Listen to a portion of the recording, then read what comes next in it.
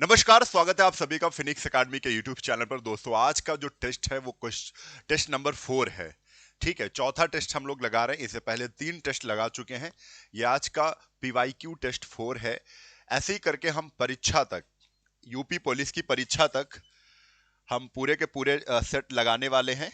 ठीक है, और ये सारे जो हैं ये बड़े इंपॉर्टेंट क्वेश्चन है, बट इंपॉर्टेंट क्वेश्चन है बहुत। ठीक है, हाँ, आप लोग वीडियो को शेयर जरूर कर देना। ठीक है,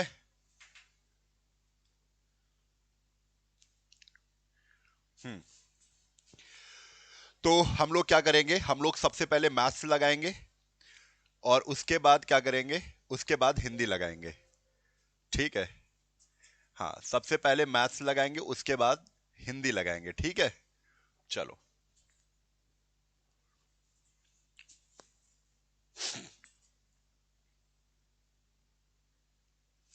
हम्म, वीडियो को आप लोग शेयर कर देंगे। ठीक है, तो ये यूपी कांस्टेबल के लिए पीवाईक्यू टेस्ट 4 है, जिसको हम लोग लगा रहे हैं। सभी को good evening, good evening, good evening, सभी को गुड इवनिंग।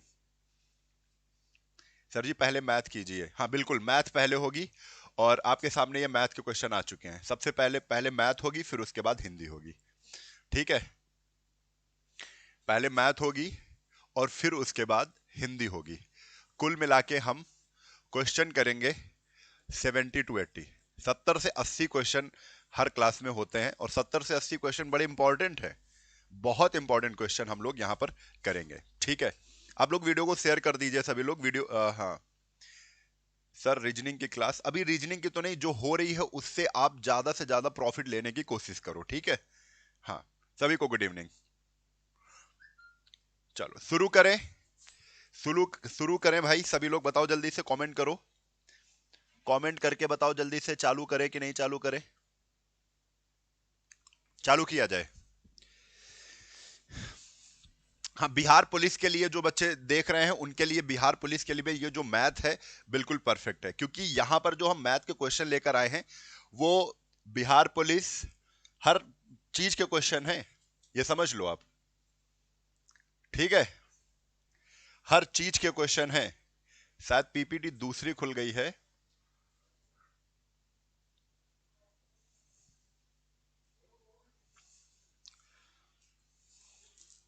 हम्म,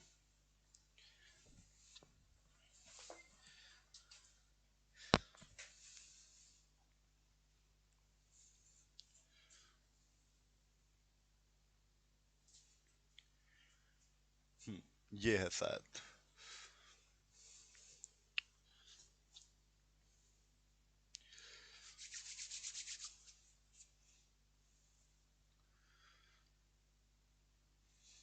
ये पीपीटी है, लेकिन 2 मिनट थोड़ा सा इसमें हम लोग पिक्चर फॉर्मेट में लेंगे।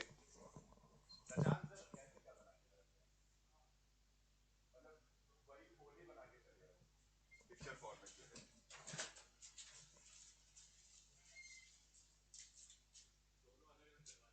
ये देखो, ये डे 5 है और ये डे 5 पिक्चर फॉर्मेट में। ये दूसरा क्वेश्चन है, 4 का तुमने लेके चले आओ। ये हमने इसको हमने छुआ ही नहीं। 5 जल्दी बनाओ। हाँ, तो इसको ये डे 5 में जो पीपीटीएक्स है इसको पिक्चर फॉर्मेट में लेके आओ। जल्दी से लेके आओ। ये जो जल्दी इस वाला क्वेश्चन है, जल्दी करके आओ।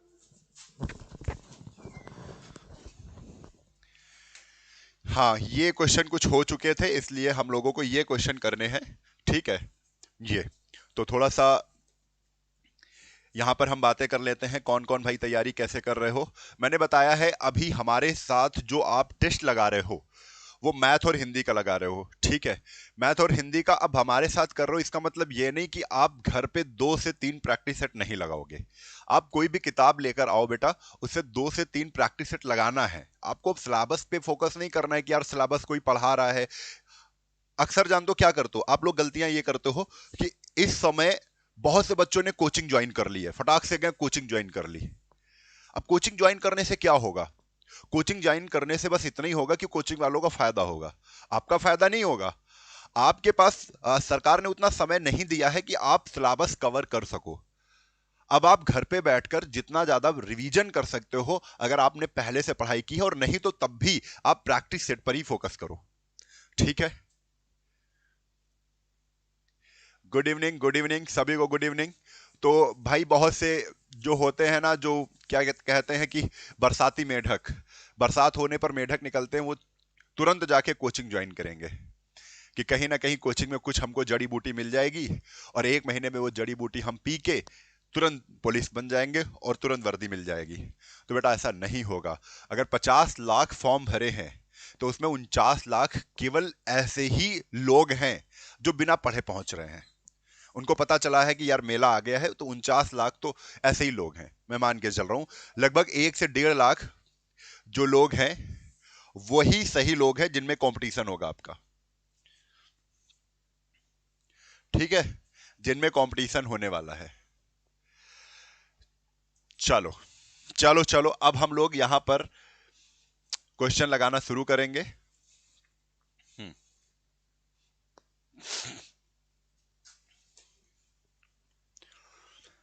और आप लोगों को भाई करना है। चलो अब ये पहला क्वेश्चन आ चुका है, देखते हैं कौन कौन आंसर देता है। क्वेश्चन क्या है? जगदीश एवं जागृति की आय का योग 2700 है। यानी जागृति और जगदीश दोनों को मिलाकर देखा जाए तो उनका जो टोटल बन रहा है इनकम का, बेटा वो कितना बन रहा है? 2700 बन रहा है। ठीक है, जगदीश अपनी आय का 90% व्यय माने होता है खर्च कर देता है और जागृति अपनी आय का 80% खर्च कर देती है। आगे क्या कह रहे हैं? यदि दोनों की बचत समान हो, बस यहीं से मामला बन गया। दिया है तुम्हें परसेंट में खर्चा और बोल रहे हैं बचत समान हो, तो आपको पता है जितना हम खर्चा कर देते हैं उसके बाद हमारे पास जो भी कुछ बचता है उसको हम बचत कहते हैं, सेविंग कहते हैं। तो परसेंट में भी निकालना हमारे लिए बहुत आसान है कि अगर 90% जगदीश अगर 90% खर्च करता है तो जगदीश बचत कितनी करता है? जगदीश जो है भाई वो बचत कितनी करते हैं?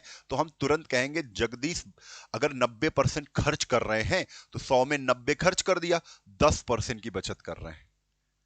क्लियर? ठीक है, तो जगदीश 90% की बचत खर्च कर रहे हैं, 10%। जागृति 80% खर्च करती हैं, तो आप कहोगे जो जागृति है बेटा वो बचाती कितना है? अगर 80% खर्च कर रही हैं तो 20% बचाती हैं, 20% बचाती हैं। ठीक है, अब देखो कितना आसान सा क्वेश्चन है। अब लेकिन ये कह क्या रहे हैं? ये कह रहे हैं कि यदि दोनों की बचत समान हो तो हम कहेंगे जगदीश का 10%। देखो जगदीश दोनों ही जैसे दे दिया है तो हम लोग ऐसे ही कर लेते हैं। जगदीश का 10% बराबर है बेटा किसके? जागृति, बड़ा जा जागृति के 20% से। ये चीज कह रहे थे कि अगर दोनों की बचत समान है तो जगदीश कितना बचाता है? 10%। तो जगदीश का 10% बराबर है जागृति के 20% के बराबर है। हम यहां से अगर काटेंगे तो देखो परसेंट से परसेंट काट दिया, जीरो से जीरो काट दिया, तो जागृति का क्या आ गया? जागृति की वैल्यू आ गई 1 और जगदीश की वैल्यू आ गई 2। यानी हमें पता चल गया है अगर रेशियो यहां पर बनाया जाए किसका? जगदीश, हमने छोटा जा जगदीश के लिए यूज किया है, बड़ा जा जागृति के लिए। जगदीश और जागृति, तो जगदीश की वैल्यू कितनी है? 2 है और जागृति की वैल्यू कितनी है बेटा? 1 है। तो ये आ गया रेशियो कि जगदीश के पास 2 इनकम है तो जागृति की 1 इनकम है। टोटल मिला के देखो कितनी इनकम हो गई? 2 1 3, टोटल मिला के 3 इनकम हो गई है। जो सवाल में कह रहे हैं नहीं भाई 2700 है। कितनी है? 3 की वैल्यू सवाल में कितनी है? 2700 है। तो हमने 3 से बेटा इसको काट दिया, 1 की वैल्यू कितनी आ गई? 900 आ गई। 1 की वैल्यू कितनी आ गई? 900 आ गई। अगर 1 की वैल्यू 900 है बच्चे, अगर 1 की वैल्यू 900 है तो हमको पता चल गया 9 दूना 18, 9 दूना 1800 इनकम किसकी है? जगदीश की है। और 9 का गुणा 1 से कर दिया, 9 इक्के 900, 900 किसकी है भाई? जागृति की इनकम है। तो हमसे क्या पूछे? जागृति का इनकम, जागृति की सैलरी बताओ, जागृति का वेतन बताओ। तो आंसर क्या हो जाएगा बेटा? 900 हो जाएगा। कितना हो जाएगा? 900 हो जाएगा। ठीक है, गुड इवनिंग भाई सभी को, गुड इवनिंग। चलो ये क्वेश्चन बड़ा ही आसान था। ठीक है, हम लोगों ने इस तरीके से कर लिया है। अब आगे चलते हैं अगले क्वेश्चन पर। ये क्वेश्चन देखते ही आंसर आना चाहिए सबका, देखते ही। जब भी आपको इस फॉर्मेट में क्वेश्चन आपको मिलता है तो ये क्वेश्चन आप लास्ट से पीछे से सॉल्व करना शुरू करते हो। जैसे आप बताओ रूट 121, 121 किसका स्क्वायर है? आप कहोगे सर जी 11 का है, तो प्लस 11 करना है किसमें? 5 में। और जैसे ये पूरा लास्ट तक पहुंचे हैं, प्लस 11 हमने 5 में किया, तो 11 प्लस 5 कितना हो गया? 11 प्लस 5 कितना हो गया? 16 हो गया। और ये रूट लगा है तो 16 रूट। भाई 16 किसका स्क्वायर होता है? तो आप कहोगे 4 का होता है सर, 4 का। तो ये 4 किसको प्लस करोगे? किसमें? 32 में कर दोगे। 32 और 4 क्या हो जाएगा बेटा? 36 हो जाएगा। 36, 36 किसका स्क्वायर है? आप कहोगे सर जी 6 का है। सी ऑप्शन आपका राइट आंसर हो जाएगा। सी ऑप्शन आपका राइट आंसर हो जाएगा। बहुत बढ़िया, लाजवाब। सभी बच्चों के आंसर फटाफट आ रहे हैं। तो भाई अगर ये तुमने ये मॉक टेस्ट, जो ये पीवाईक्यू टेस्ट कर रहे हैं, अगर अच्छे नंबर ला रहे हो, अच्छे क्वेश्चन सॉल्व कर रहे हो, तो अपने आप को वर्दी में समझ लेना, वर्दी मिलने वाली है। मैथ में तो नंबर नहीं चूकोगे। ठीक है, अगला क्वेश्चन ये आ जाओ। देखो कितना आसान सा क्वेश्चन है। कह रहे 64 व्यक्ति किसी कार्य को 15 दिन में पूरा कर सकते हैं, यदि वही कार्य 80 व्यक्ति कितने दिन में पूरा करेंगे? तो भाई बड़ा आसान है। 64 व्यक्ति, एमडी बराबर एमडी लगा दो। मैन इंटू डे बराबर मैन इंटू डे। मैन कितने हैं? पहले 64 मैन है। कितने हैं? 64 मैन है। कितना समय लेते हैं? तो सर जी 15 दिन का समय लेते हैं। कितना दिन का समय लेते हैं? 15 दिन का समय लेते हैं सर। वही कार्य 80 व्यक्ति। अब मैन कितने हो गए? अब मैन सर 80 हो गए। अब मैन कितने हो गए? 80 हो गए। तो भैया कितने दिन लेंगे? तो मुझे दिनों की संख्या नहीं पता है, इसलिए हमने डी कर दिया। अब भाई इसको काट पीट के आंसर ही तो देना है। तो 8 से हमने इसको काट दिया, 88 64, और 2 से अगर इसको काटा तो 2 चक्को 8, और ये काट दिया 2 पंचे 10, और ये 5 से इसको काट दिया 5 तेई 15, और 4 का गुणा 3 से कर दिया बेटा, 4 तेई 12 आ गया। 4 तेई कितना आ गया? 12 आ गया। यानी 12 दिन लगेंगे बेटा। ए ऑप्शन आपका राइट आंसर हो जाएगा। ए ऑप्शन आपका राइट आंसर हो जाएगा। Very good. Shubham, DK, Kajal, Vishal, Vishal गलत हो गया आपका, एमसीसी, कपिल, शुभम, चलो वही उष्मा, चलो लगभग कामिनी पाल का सही है, शिवम सिंह, सभी का सही। चलो वेरी गुड, बहुत बढ़िया, गजब। अगले क्वेश्चन पर आते हैं। किसी कक्षा में 30% लोग फुटबॉल खेलते हैं। अच्छा 30% को क्या लिखेंगे? सर जी 30% का मतलब होता है 30/100। परसेंट हटाओगे तो नीचे कितना आएगा? 30/100। इसका मतलब होता है 3/10। 3/10, 0 हटा दो। ठीक है सर जी 40% का मतलब क्या होता है? 40% का मतलब होता है 40/100। 40/100, और इसमें जैसे ही इसको काटोगे तो 2 दूना 4 और 2 पंचे 10, यानी 2/5। ये चीज हमें डायरेक्ट भी पता थी कि 30% 3/10, 40% 2/5। ठीक है, क्योंकि 20% 1/5, तो 40% 2/5। अगर नहीं पता है तो आप लोगों के लिए कर दिया है। अब देखो, अब क्या कह रहे हैं? क्वेश्चन बड़ा आसान है। क्वेश्चन में आप लोग भिड़ना नहीं है, क्वेश्चन को स्मूथ समझना है और आंसर देना है। कैसे? किसी कक्षा में 30%, हम नहीं कहेंगे, किसी कक्षा में 3/10 लड़के फुटबॉल खेलते हैं। 30% की जगह हम क्या पढ़ रहे हैं? 3/10। किसी कक्षा में 3/10 लोग फुटबॉल खेलते हैं, यानी इसका मतलब क्या है? 10 लोग थे जिसमें 3 ही लोग क्या कर रहे हैं? फुटबॉल खेल रहे हैं। आगे की कहानी जो है बेटा वो शेष बचे से है। यानी जो फुटबॉल खेल रहे हैं उनको हटा दो, क्योंकि वो तो फुटबॉल ही खेल रहे हैं। तो 10 में 3 फुटबॉल खेल रहे हैं, तो फुटबॉल जो नहीं खेल रहे हैं वो कितने हैं? तो आप कहोगे सर जी 10 में 7। ये कौन है? ये बचे हुए व्यक्ति हैं जो नहीं खेल रहे हैं। फुटबॉल तो 3/10 खेल रहे थे, तो बचे कितने?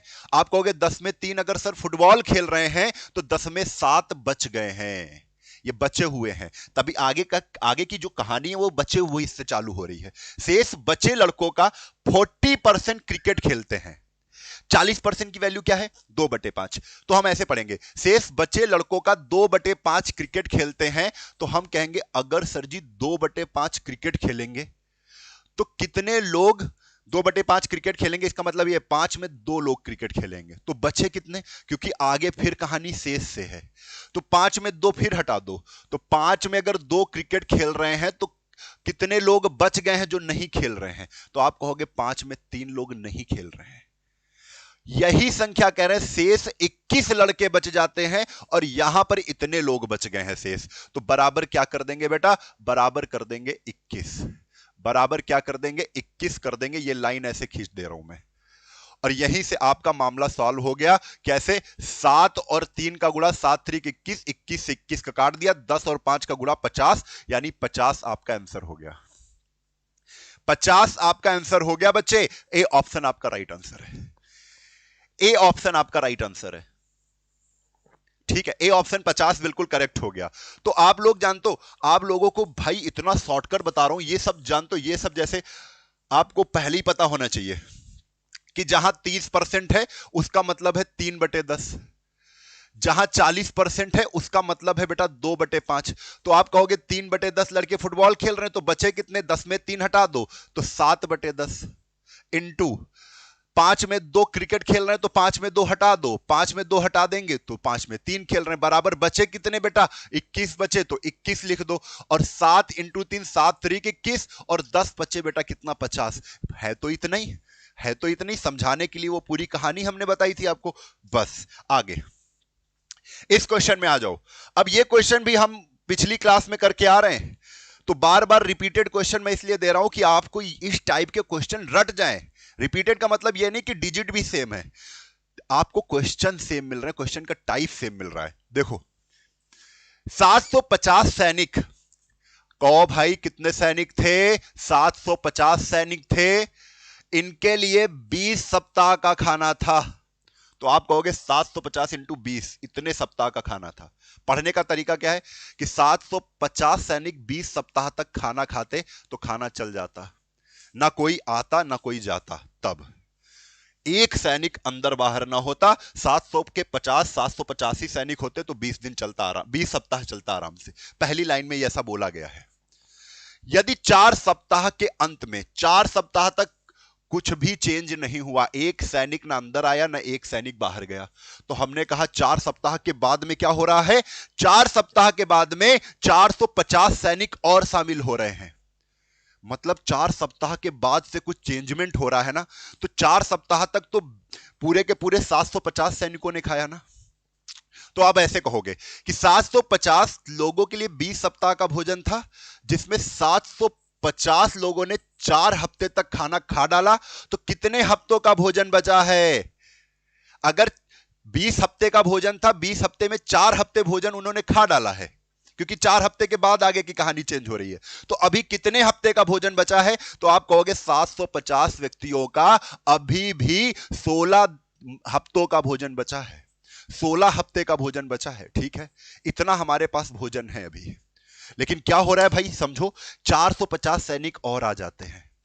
इस खाने को खाने के लिए इतना ही भोजन हमारे पास था, इस भोजन को खाने के लिए 450 सैनिक और आ जाते हैं। यानी पहले कितने थे, 750 थे, 750 थे, लेकिन इसी खाने को खाने के लिए 450 और आ गए, यानी कुल मिला के कितने हो गए, 0 5 5 10 के 0, हासिल लगे 1 7 4 11 1, 1200 लोग हो गए भाई। 750 थे, 450 सैनिक और आ गए, यानी इस भोजन को खाने के लिए 1200 सैनिक हमने लगा दिए।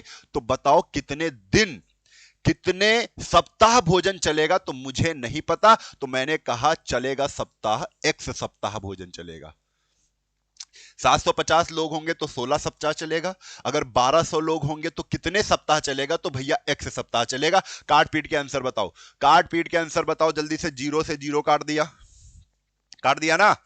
8 से अगर काटेंगे तो 8 दूना 16 और 15 अट्ठे 120, और 15 से इसको काटा बेटा, 15 पना 75 होता है, 15 पना 75 और 5 का गुणा 2 से किया तो 5 दूना 10, यानी भैया x सप्ताह तक ही चलेगा। जो 16 सप्ताह का भोजन था, लोगों के बढ़ने से, क्योंकि 450 लोग बढ़ गए थे, तो कितने दिन भोजन चलेगा, तो भाई 10 दिन भोजन चलेगा। ठीक है, अगले क्वेश्चन पर आते हैं। तो अगला क्वेश्चन आपके सामने, क्वेश्चन नंबर नहीं है, बस क्वेश्चन ही है। देखो ए तथा बी की आय, सबसे पहले आय यानी इनकम, इनकम का रेशियो दिया है किसका, ए और बी का। क्या है भाई, 5:3 है, 5:3 है कि नहीं। पहली वाली लाइन हमने लिख दी है कि ए तथा बी की आय 5:3 के अनुपात में है। ठीक है, ए तथा बी तथा सी। अच्छा, नीचे वाली लाइन जो है ना, वो खर्चे की है, वो भैया किसकी है, वो खर्चे की है। लेकिन खर्चा किसका, खर्चा किसका, ए बी और सी का। क्या है, 852 852 852 का रेशियो दिया गया है खर्चे का, ये भी लिख दिया। यदि सी 2000 रुपए खर्च करता है, लेकिन यहां पर सी कितना, सी कह रहे हैं यहां पर सी 2000 रुपए खर्च करता है। सी कितने खर्च करता है, 2000 खर्च करता है, लेकिन यहां पर सी 2, यानी 2 को अगर 2000 कह रहे हैं, 2 को अगर 2000 कह रहे हैं, तो 5 को क्या कहोगे, 5 को सर जी 5000 कहेंगे। 8 को क्या कहोगे, 8 को सर जी 8000 कहेंगे। हमने 8000, 5000 और 2000 कर लिया। यानी ए कितना खर्चा करता है, 8000 खर्चा करता है। बी कितना, 5000 खर्चा करता है। सी कितना खर्चा करता है, 2000, जो कि बताया था। ठीक है, इतनी कहानी कंप्लीट। आगे की पढ़ो। बी 700 रुपए बचाता है।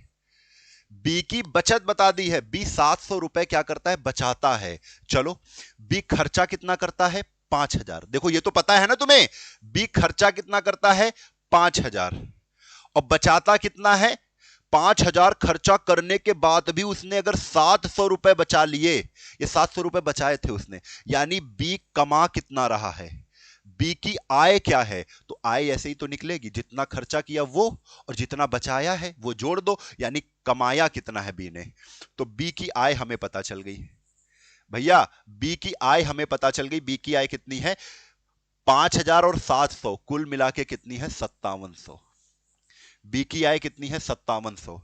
लेकिन बी की आय का रेशियो देखो कितना है, बी की आय का रेशियो कितना है, 3, और यहां पर रुपए में कितना बी कमा रहा है, तो 5700 कमा रहा है। तो हम कहेंगे 3 की वैल्यू सर जी 5700 है। 3 की वैल्यू कितनी है, 3 की वैल्यू कितनी है, 5700 है। तो हमने 3 से काट दिया, 3 से काट दो, 3 से काटोगे तो एक की वैल्यू कितनी आ जाएगी, 19, 19 23 57, यानी एक की वैल्यू कितनी आ गई, 1900 आ गई। अब एक की वैल्यू अगर 1900 है, ध्यान से देखना भाई, अगर एक की वैल्यू 19 है तो 19 23 5700, दूसरे पेन से लिख लेते हैं। 19 23 5700 तो बताया ही था, 5700 तो बी कमा ही रहा है। तो 19 पंचे कितना हो जाएगा, 19 पंचे 9500। अब क्या पूछ रहे हैं भाई, कहानी कहां की जा रही है, कहानी जा रही है तब ए भाई साहब, भाई साहब की बचत बताओ।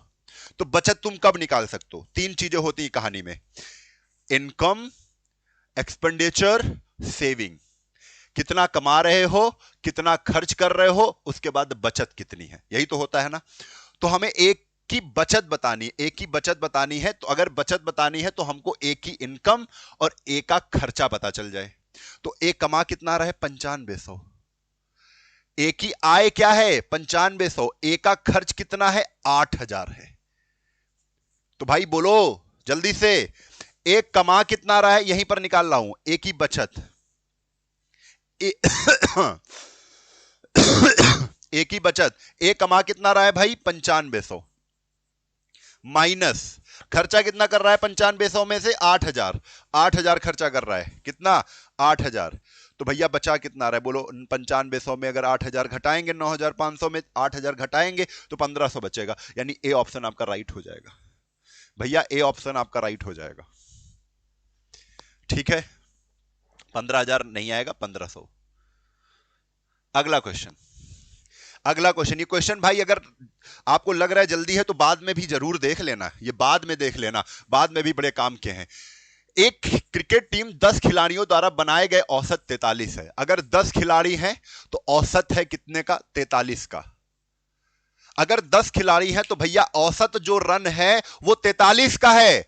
कह रहे 11वां खिलाड़ी जैसी आता है, यानी एक खिलाड़ी और आ जाता है, तो 11 खिलाड़ी जब हो जाते हैं तो एक रन की कमी हो जाती है। किसमें, औसत में, औसत में एक रन की कमी हो जाती। अभी औसत 43 है, अभी ये एवरेज है ना बेटा, अभी एवरेज 43 है। ये 43 एवरेज कितने लोगों का है, 10 लोगों का है। जैसे ही एक खिलाड़ी आता है 11वां, तो 11 लोग हो जाते हैं, तो एक रन की कमी हो जाती है, यानी अब एवरेज क्या हो जाएगा बेटा, 42 हो जाएगा।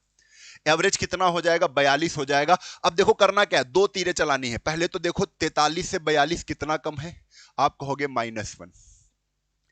10 से 11 ज्यादा है ना, तो +1। कितना ज्यादा है, 1, +1। आपको 2 तीर चलानी है। कौन सी 2 तीर, इसका गुणा इससे और इसका गुणा इससे। तो चलो 10 का गुणा 1 से कर दो। 10 का गुणा 1 से नहीं, -1 से कर रहे हैं। जब 10 का गुणा -1 से कर रहे हैं तो बेटा -10। जब 10 का गुणा -1 से कर रहे हैं तो -10। अब जब 42 का गुणा 1 से कर रहे हैं तो बेटा प्लस का 42। यानी 11वें खिलाड़ी ने कुल कितने रन बनाए होंगे ये पता चल जाएगा हमें। जब 42 में 10 घटा देंगे आंसर कितना आ जाएगा, 32। यानी जो 11वां खिलाड़ी आया था वो कुल 32 रन ही बना पाया। कितने रन बनाया था? 32 रन बनाया था। भैया कितने रन बनाए थे? 32 रन बनाए थे बच्चे। 32 रनों के साथ 11वां खिलाड़ी जुड़ा था। अगला क्वेश्चन देखो, ये एक तैराक शांत जल में 17 किलोमीटर पर आवर की गति से चलता है। अगर शांत जल है जिसमें कोई स्पीड है ही नहीं, जल रुका हुआ है, तो बता रहे हैं तैराक की जो चाल है वो 17 किलोमीटर पर आवर है। कितनी है बच्चे? वो है 17 किलोमीटर पर आवर। कितनी है बच्चे? 17 किलोमीटर पर आवर। ये शांत जल में तैराक की चाल है, तैराक की चाल है। ठीक है, अब क्या कह रहे हैं? कह रहे हैं धारा के विपरीत दिशा में 9 किलोमीटर पर आवर है। तैराक की चाल जब धारा की विपरीत दिशा में चल रही है, अब धारा जब चल रही है तो विपरीत दिशा में चलेगी, तो हम कहेंगे ये 9 कम काहे हो गई? तैराक की चाल तो 17 थी, 9 कम क्यों हो गई? यानी धारा की चाल तैराक की चाल को कम कर रही है। ठीक है, धारा इस तरफ चल रही है, ऐसे इस तरफ चल रही है, और तैराक अगर इस तरफ जा रहा है तो तैराक की चाल 17 थी, लेकिन जब धारा की विपरीत जाने लगा तो तैराक की चाल 9 ही हो गई। क्यों? क्योंकि धारा की चाल 17 से कितनी कम हुई है अपोजिट आने पर? 8 थी धारा की चाल। देखो धारा 8 की स्पीड से उधर चल रही है और ये 17 की स्पीड से आ रहा था, तो देखो 17 में 8 घट गया, अब 9 की स्पीड से चलने लगा ये। भाई 17 में 8, धारा की चाल माइनस हो गई, अब 8 हो गई। तो हम जान गए हैं अगर धारा के विपरीत धारा की विपरीत चाल अगर इसकी 9 किलोमीटर पर आवर है, 9 किलोमीटर पर आवर है, तो धारा की चाल हमको पता चल गई। कैसे? धारा की चाल 17 में 9 हटा दो, कितनी आ गई? 18 किलोमीटर पर आवर। धारा की चाल बेटा सोच के देखो कितनी? 8 किलोमीटर पर आवर आ गई है। 8 किलोमीटर यानी 8 की स्पीड से धारा चल रही है।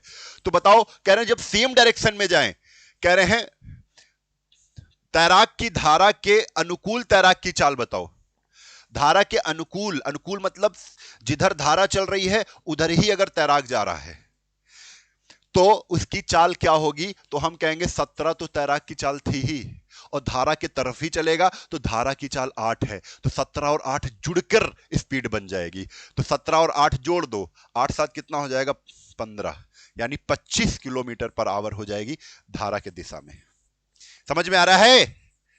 धारा की दिशा में चाल क्या होगी? धारा की दिशा में भैया चालें जुड़ जाती हैं। धारा की दिशा में क्या होगा? चालें जुड़ जाएंगी। अगला क्वेश्चन, नीरज गोपाल की वर्तमान आयु का अनुपात कितना है बेटा? 2:3 है। 2:3 है। ये वर्तमान है। ये क्या है? वर्तमान का रेशियो दिया गया है। कितना है? 2:3 है। 6 वर्ष बाद, तो 6 बाद लिख लो। 6 वर्ष बाद का भी एक रेशियो दिया गया है, वो कितना है? 3:4 है। 3:4 है। 3:4 है। बस यहीं से आंसर निकल आया कि भैया 2 से यहां 3 1 बढ़ रहा है, यहां से 3 से 4 1 बढ़ रहा है, यानी सेम गैप है। हम देख रहे हैं कि यहां 1 ही यूनिट बढ़ रहा है रेशियो में। 2 से 3 कितना? 1 बढ़ा, 3 से 4 कितना? 1 ही यूनिट बढ़ रहा है, लेकिन सवाल में 1 नहीं, सवाल में वर्तमान से 6 वर्ष बढ़ रहे हैं। तो 1 की वैल्यू बच्चे कितनी आ गई? 6 साल आ गई। 1 की वैल्यू कितनी आ गई? 6 साल आ गई। तो हमको क्या पूछा है? नीरज की वर्तमान आयु पूछा है। देखो कितना आसान सा क्वेश्चन है कि 6 का गुणा, बस नीरज कौन वाले थे? पहले वाले थे, तो 6 का गुणा 2 से कर दिया।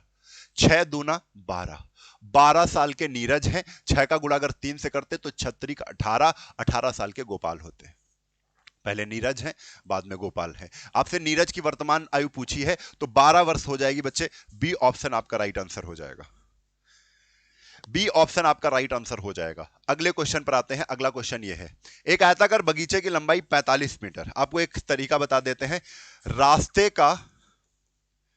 रास्ते का क्षेत्रफल लिख लो भाई, ये रास्ते का क्षेत्रफल, और यहां पर एक चीज और लिखना, बाहर बाहर बने रास्ते का क्षेत्रफल, बाहर बने रास्ते का क्षेत्रफल बेटा क्या होता है, इसको बड़े ध्यान से देख लो। बाहर बने रास्ते का जो क्षेत्रफल होता है क्या होता है, बाहर बने रास्ते का क्षेत्रफल आप 2x लंबाई प्लस चौड़ाई प्लस 2x ये होता है। सर जी ये x क्या है, x क्या है, तो आप तुरंत लिख लो x जो है वो रास्ते की चौड़ाई है। बेटा क्या है, बोलो हमारे साथ, रास्ते की चौड़ाई है।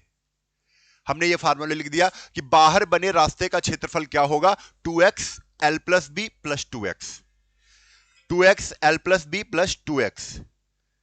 ठीक है,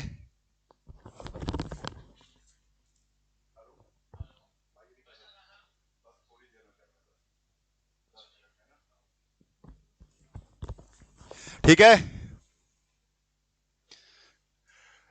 ये आ गया। अब देखो भाई, अब देखो, एक आयताकार बगीचे की लंबाई कितनी है, 45 है, तो लंबाई यहां 45 लिख देंगे। चौड़ाई कितनी है, वृत्त कितनी है, चौड़ाई है 25, तो चौड़ाई हो गई 25। एक्स क्या माना था, एक्स रास्ते की चौड़ाई है ना बच्चे, तो रास्ते की चौड़ाई क्या है, बाहर चारों तरफ से 2.5 मीटर चौड़ा एक रास्ता है, तो चौड़ाई, रास्ते की चौड़ाई क्या है बेटा, 2.5 है, 2.5 है। तो हम क्या करेंगे, पहले 2 का गुणा x से, यानी 2 इंटू 2.5, यानी 2.5 का गुणा अगर 2 से करेंगे तो 5 हो जाएगा। और इधर भी तो जोड़ना है, तो इधर दूसरे पेन से ले लेते हैं हम, प्लस इधर भी 2.5 का गुणा, भाई 2.5 का 2 गुना करेंगे तो 5 ही होगा ना, तो 5 ही लिख दे रहे हैं, तो ये भी 5 ही है, तो 5।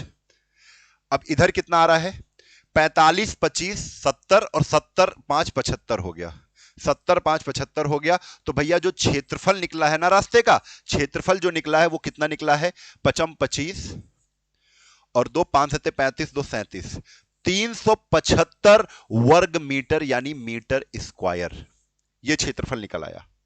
रास्ते का क्षेत्रफल बेटा कितना निकल आया, रास्ते का क्षेत्रफल निकला है 375 मीटर स्क्वायर निकला है।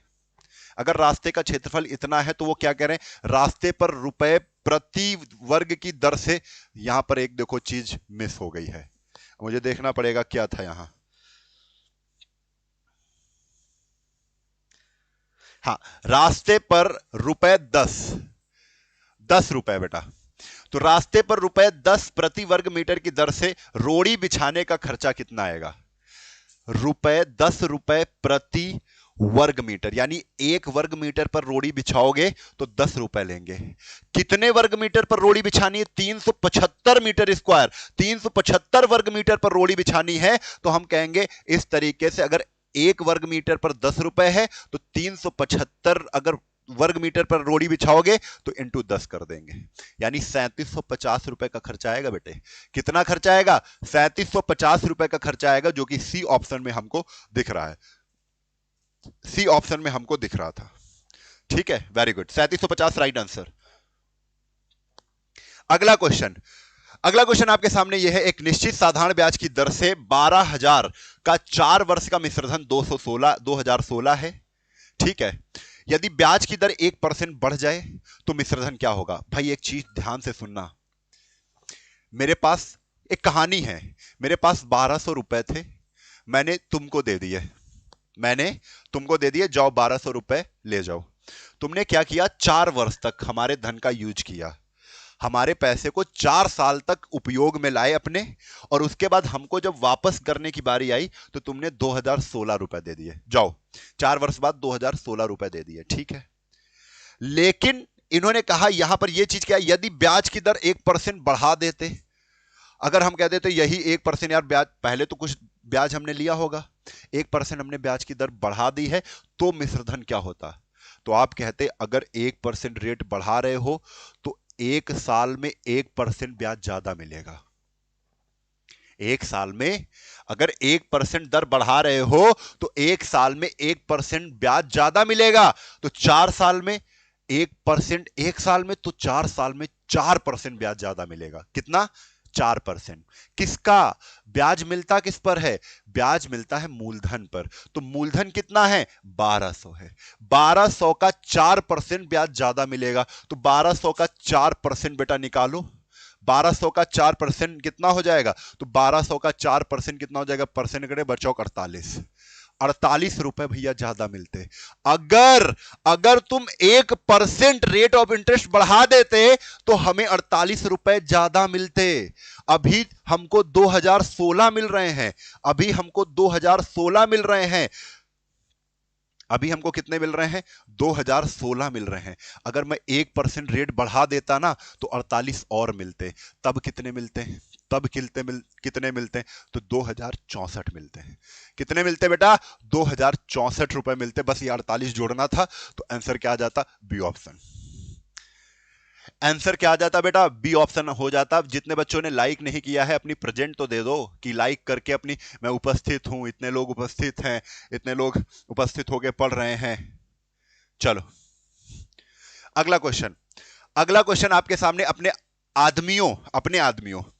आदमियों जिनकी संख्या 6000 थी को एक वर्ग के रूप में खड़ा करते समय एक जनरल को पता चला कि 71 आदमी छूट गए हैं। प्रत्येक कतार में कितने आदमी खड़े किए गए? देखो, जब ये कह रहे हैं एक वर्ग के रूप में खड़ा करना है तो वर्ग में क्या होता है? जितनी पंक्तियां उतनी ही कतारें, जितनी पंक्तियां उतनी ही कतारें जब लगेंगी तभी वो वर्ग के रूप में खड़े हो पाएंगे सैनिक। और जब जितनी पंक्तियां उतनी ही कतारें होंगी तो संख्या का स्क्वायर होता है। जैसे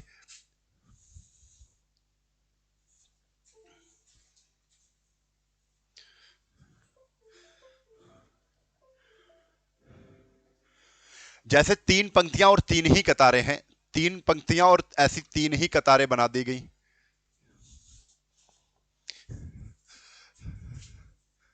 इसमें क्या है?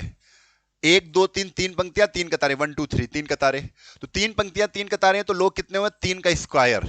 3 का स्क्वायर कितना होता है? 9। देखो 1 2 3 4 5 6 7 8 9, 9 लोग हो गए। तो इस तरीके से इस जनरल खड़ा कर रहा है। तो कह रहे प्रत्येक कतार में कितने आदमी खड़े करे गए? तो प्रत्येक आदमी में उतने ही आदमी खड़े किए जाएंगे जितने की पंक्तियां होंगी। तो आप स्क्वायर करके देखो, स्क्वायर करके देखो और उसके बाद ये देखो कि स्क्वायर करने पर अगर मैं 71 जोड़ रहा हूं तो 6000 मिलने चाहिए, ठीक है? या 6000 के पास कौन सा स्क्वायर पहुंच रहा है? तो आपने 73 का स्क्वायर किया तो 73 का स्क्वायर 3 त्रिक को 9, 7 सते 49 और 7 त्रिक 21 दूना 42, यानी 9 और 2, 9 4 13 के 3, हासिल लगे 1 4 1 5, 5329 ही लोग। भाई 73 लोग अगर पंक्ति में खड़े होंगे और 73 की ही कतार बनेगी तो कितने लोग यूज हो जाएंगे? 5329 लोगों का यूज हो जाएगा उसमें, 5329 लोग खड़े होंगे। लेकिन है कितने? 6000 लोग हैं। तो 6 में अगर 5329 हटाएंगे तो क्या 71 लोग छूटेंगे? नहीं। यानी ये वाला ऑप्शन क्या है? गलत है। फिर इसी तरीके से हम क्या करेंगे? इसी तरीके से बी ऑप्शन ले लेंगे 77। तो 77 का स्क्वायर कर लेते हैं। तो 77 का स्क्वायर बेटा कितना आएगा? 7 सते 49 और 7 सते 49 और 7 सते 49 दूना 98, 9 8 4 12 के 2, हासिल लगे 1, 9 9 18 1 19 के 9, हासिल लगे 1 5, 5929। जब हमने 77 का स्क्वायर किया तो 5929 आया। भाई कितने लोग थे? 6000 लोग थे। और जब 77 पंक्तियां और 77 कतारें बनेंगी तो 5929 लोग खड़े हो जाएंगे। बताओ 6000 में क्या 5929 हटाएंगे कितना बचेगा? आप कहोगे 71 ही बचेगा। कितना बचेगा? 71 ही बचेगा। 6000 में इतने लोग अगर यूज हो जाएंगे तो छूटेंगे कितने? 71 लोग छूटेंगे। यानी ये 77 ऑप्शन सही है। 77 ऑप्शन क्या है? सही है। ठीक है। अगला क्वेश्चन, अगला क्वेश्चन आपके सामने ये रहा। राम एक काम 3/5, ये तो बड़ा आसान सा क्वेश्चन है। कह रहे राम जो है वो 3/5 काम 18 दिन में करता है। इसका मतलब जानते हो क्या है? काम 5 था लेकिन करवा रहे हैं 3। 3 काम अगर 18 दिन में करेगा तो 3 से 6 काट दो और 5 का गुणा क्रॉस कर दो, 5 6 30। पूरा काम कितने दिन में करेगा राम? 30 दिन में करेगा बेटा। डी ऑप्शन आपका राइट हो जाएगा। डी ऑप्शन आपका राइट हो जाएगा। ठीक है। ऊपर सामने सामने काटते हैं, तिछंग 18 और 6 पंचे 30। भाई पूरा काम कितने दिन में करेगा? 30 दिन में करेगा। अगला क्वेश्चन, एक दुकानदार चीनी को इस प्रकार से बेचता है, एक दुकानदार चीनी को इस प्रकार बेचता है कि 950 ग्राम चीनी का विक्रय मूल्य, जैसे बोल रहे वैसे लिख दो, 950 ग्राम 950 ग्राम का विक्रय मूल्य, यानी विक्रय मूल्य बोले तो एसपी, 950 ग्राम का विक्रय मूल्य बराबर है 950 ग्राम चीनी का विक्रय मूल्य बराबर है किसके? 1 केजी, 1 केजी चीनी के क्रय मूल्य के। तो 1 केजी चीनी को ग्राम में लिखो तो 1000 ग्राम। भैया क्यों ग्राम में लिख रहे हो? क्योंकि इधर भी ग्राम है तो इधर भी, तो 1 केजी मतलब 1000 ग्राम चीनी के किसके? क्रय मूल्य। क्रय मूल्य बोले तो सीपी के। क्रय मूल्य क्या होता है? सीपी के बराबर है। तो हमने क्या किया, जीरो, ग्राम से ग्राम काट दो, जीरो से जीरो काट दिया, और 95 को काटेंगे तो 5 से तो 19 पंचे 95, और 5 से काटा तो 5 20 हम 100। आ क्या गया? 19 एसपी बराबर 20 सीपी। 20 सीपी। यहां से एसपी की अगर वैल्यू पता करें तो कहोगे एसपी 20 है और सीपी कितना है? सीपी 19 है। एसपी 20 है और सीपी कितना है? 19 है। तो हम कहेंगे यहां पर 19 रुपए की चीज, 19 सीपी है, ऐसे लिख लोगे ना, सीपी और एसपी का यहां से क्या रेशियो बनेगा? तो सीपी 19 है, एसपी कितना है? 20 है, यानी कि 19 रुपए की चीज को 20 रुपए में बेचा जा रहा है बेटा। 19 रुपए की खरीद मूल्य को 20 रुपए में बेचा जा रहा है, यानी 19 की चीज को अगर 20 में बेचा जाएगा तो 1 रुपए का प्रॉफिट होगा। बोलो यस। हाँ, 1 रुपए का प्रॉफिट होगा। ये किस पर होगा? 19 पर होगा। तो हम कहेंगे 19 के ऊपर 1 रुपए का प्रॉफिट, यानी परसेंट में पूछोगे तो 100% लगा देंगे। 100% लगा देंगे। आंसर कितना आ जाएगा? 100/19%। 100/19%, 19 पंचे 95, 5 सही 5/19%। ये प्रॉफिट होगा बेटा, ये प्रॉफिट होगा। और 5 सही 5/19 ए ऑप्शन में राइट है, ए ऑप्शन में दिख रहा है।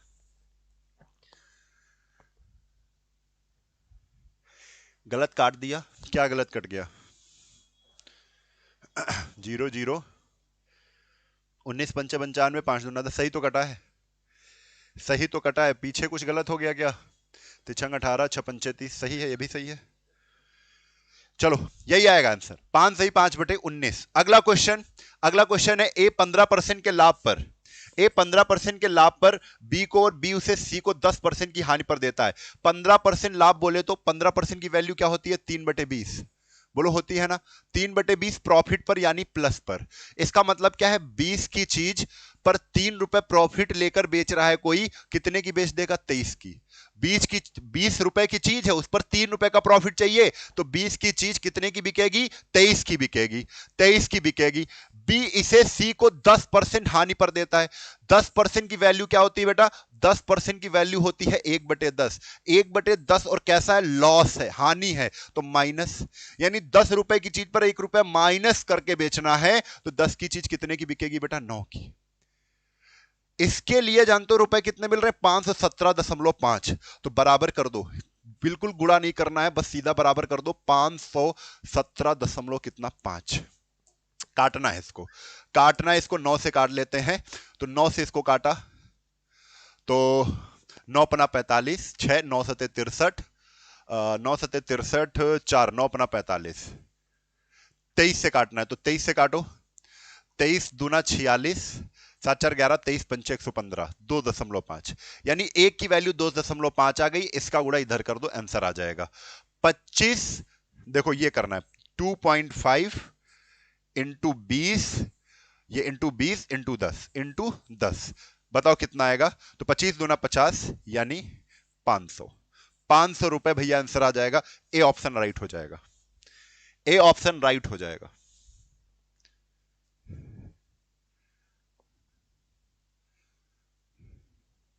चलो अगला क्वेश्चन, किसी घन के विकर्ण की लंबाई भैया 6 सेंटीमीटर है। किसी घन के विकर्ण, अब घन का विकर्ण होता क्या है? घन के विकर्ण का फार्मूला क्या होता है भाई? घन का जो विकर्ण होता है, घन का, क्यूब का, डायगोनल ऑफ क्यूब, विकर्ण, घन का जो विकर्ण होता है वो क्या होता है बेटा? √3 इंटू ए, √3 इंटू ए।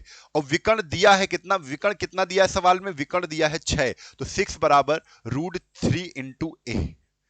तो ए की वैल्यू बच्चे क्या हो जाएगी? ए की वैल्यू हो जाएगी 6/√3, 6/√3। अगर इसको सही से सॉल्व किया जाए, √3 क्योंकि नीचे होता नहीं है, तो आप कहोगे √3/√3 से गुणा करना पड़ेगा। √3 इंटू √3 क्या हो जाएगा? 3, और ऊपर हो जाएगा 6√3, होगा कि नहीं? यानी ए की वैल्यू ये आने वाली है, 3 दूना 6, ए की वैल्यू कितनी आ गई? 2√3। ए की वैल्यू कितनी आ गई 2√3, क्योंकि 3 दूना 6 काट दिया, 2√3 आ गई है। अब घन का आयतन, बोलो घन का आयतन क्या होता है बेटा? घन का आयतन होता है ए क्यूब, भुजा का क्यूब, साइड का क्यूब। तो ए का क्यूब करना है, यानी जो ए आया उसको 3 बार गुणे में लिखना है, 2√3 इंटू 2√3 और इंटू 2√3। 2 दूना 4 दूना 8 इंटू √3 3 3√3, तो 8 3 कितना 24√3। 24√3 अब किसमें है? सेंटीमीटर में है, तो सेंटीमीटर क्यूब। तो 24√3 सेंटीमीटर क्यूब हो जाएगा, 24√3 सेंटीमीटर क्यूब। 24√3 सेंटीमीटर क्यूब हो जाएगा। अगला क्वेश्चन आपके सामने आ चुका है, ये चक्रवृद्धि ब्याज की किसी वार्षिक प्रतिशत दर से कोई धनराशि 4 वर्ष में स्वयं की 2 गुनी हो रही है। 4 वर्ष में जब भी चक्रवृद्धि ब्याज से 2 गुना और 3 गुना वाले क्वेश्चन आए, तो ये क्या कह रहे हैं? एक तरफ वर्ष लिख दो, एक तरफ गुना लिख दो, एक तरफ गुना लिख दो। 4 वर्ष में भैया कितने गुना हो रही है? 2 गुना हो रही है। तो कह रहे हैं कितने वर्ष में, कितने वर्ष में हमें नहीं पता है, तो कह रहे हैं कितने वर्ष में, कितने वर्ष में कितने गुना कह रहे हैं? 16 गुनी हो जाएगी, 16 गुनी करनी है भाई। 4 वर्ष में 2 गुना, तो कितने वर्ष में 16 गुना? ऐसा क्वेश्चन पूछ रहे हैं, तो आपको कहना है इस 16 को क्या 2 के फॉर्मेट में लिख सकते हैं? इस 16 को क्या मैं 2 की पावर में लिख सकता हूं? इस 16 को 2 की पावर में क्या लिखा जा सकता है? तो आप कहोगे सर जी इस 16 को 2 की पावर में 2 की पावर 4 लिखा जा सकता है, 2 की पावर में 4 लिखा जा सकता है। बस इस वर्ष को इस पावर से गुणा कर दो, 4 का गुणा 4 से कर दोगे, आंसर निकल के आ गया 4 चौक बेटा कितना आ जाएगा? 16 वर्ष। 4 चौक क्या आएगा? 16 वर्ष आ जाएगा। आंसर क्या हो जाएगा? A option. आंसर क्या हो जाएगा? ए ऑप्शन हो जाएगा। आंसर क्या हो जाएगा? ए ऑप्शन हो जाएगा। अगले क्वेश्चन पर आ जाओ। अगला क्वेश्चन आपके सामने ये है, आपको पता है 1296 जो होता है वो 36 का स्क्वायर होता है। 1296 क्या होता है बेटा? 36 का स्क्वायर होता है। 36 का स्क्वायर होता है 6 की पावर 2x। अब बताओ 36 किसका स्क्वायर है? 6 का स्क्वायर होता है। तो 6 का स्क्वायर की स्क्वायर 2 दूना 4, यानी 6 की पावर 4 लिखा है। यानी हम समझ गए ये जो 1296 लिखा है वो 6 की पावर 4 लिखा है, यानी 6 इंटू 6 इंटू 6 इंटू 6, 4 बार 6 का गुणा करोगे तो 1296 आ जाएगा, और ये 6 की पावर 2x है। तो हम समझ गए कि 6 की पावर 2x बराबर 6 की पावर 4, 6 की पावर 4, जिससे बेस सेम है तो बेस हटा दिया, यानी 2x बराबर कितना हो गया? 4 हो गया। तो 2x बराबर अगर 4 है बेटे, तो 2 से अगर इसको काटेंगे तो x की वैल्यू कितनी आ जाएगी? 2 आ जाएगी। x की वैल्यू कितनी आ जाएगी? 2 आ जाएगी। बी ऑप्शन सही है। अगर आपको स्पीड लग रही हो तो बाद में देख लेना बेटा, अभी हमारे साथ करो, क्योंकि ये प्रैक्टिस करवा रहे हैं, आपको सिखा नहीं रहे, आप अपनी प्रैक्टिस देख रहे हो कि कितनी हमारी अच्छी प्रैक्टिस है। चलो अगला क्वेश्चन, एबीसी 90 डिग्री, भाई समकोण है, एक त्रिभुज कैसा है? समकोण है, और कह रहे हैं 45 डिग्री का है। तो साइन 45, आप सभी जानते हो साइन 45 क्या होता है? 1/√2 होता है। ये तो आपको याद ही होना चाहिए। सी ऑप्शन राइट हो जाएगा। सी ऑप्शन राइट हो जाएगा। सी ऑप्शन राइट हो जाएगा। अब यहां से आपके हिंदी वाले क्वेश्चन चालू होंगे, लेकिन इससे पहले मैं ये पीपीटी कर दे रहा हूं सेव।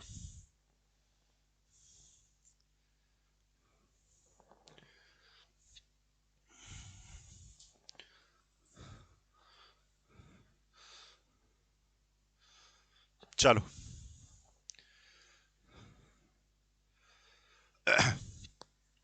थोड़ा स्पीड में हम लोग करेंगे भाई। हिंदी हिंदी जो हम लोग करेंगे वो 50 क्वेश्चन लगभग करेंगे, वो उसमें देखेंगे नहीं, मैं स्पीड में करूंगा, और इसी स्पीड में तुमको बस रिवीजन करना है।